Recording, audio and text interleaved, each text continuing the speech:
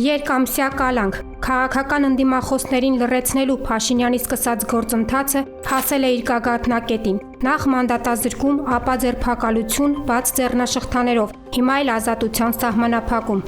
Сядут все.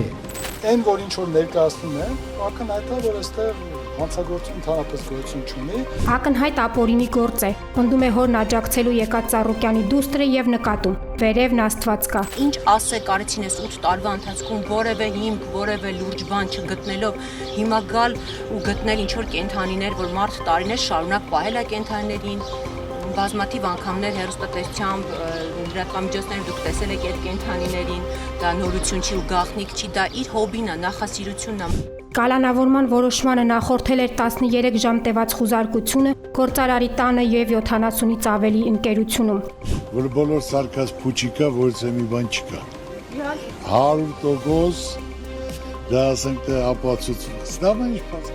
Շոուն ապահովելու համար իրավապահ մարմինը չէր խնայել նույնիսկ կենթանիներին։ Ծառուկյանի առանձնատնից արգրավել են 3 առյուծ եւ 1 վագր, տարբեր կենթանիների եւ թռչունների 190 խրտվիլակ։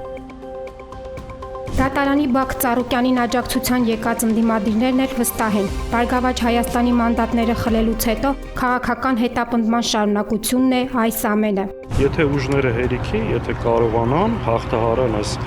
ձերբակալությունները, առաջիկայում այս չոքելու է այլ քաղաքական ուժերի դուռը ու առհասարակ ազգային մտածողություն ունեցող մարդը Հայաստանում հետապնդվելու է։ Ի վերջո, ինչ է Ծառուկյանի անձի շուրջ տեղի ունեցողը, իրավական գործընթաց, թե քաղաքական հաշվեհարդար։ Այս հարցի պատասխանը ժամանակը կտա, սակայն քաղաքական գնահատականներն արդեն հնչում են։ Բաժանորդագրվեք Արմաթ մեդիայի ալիքներին սոցցանցերում, հետևեք մեզ նաև Armat Media AM կայքում։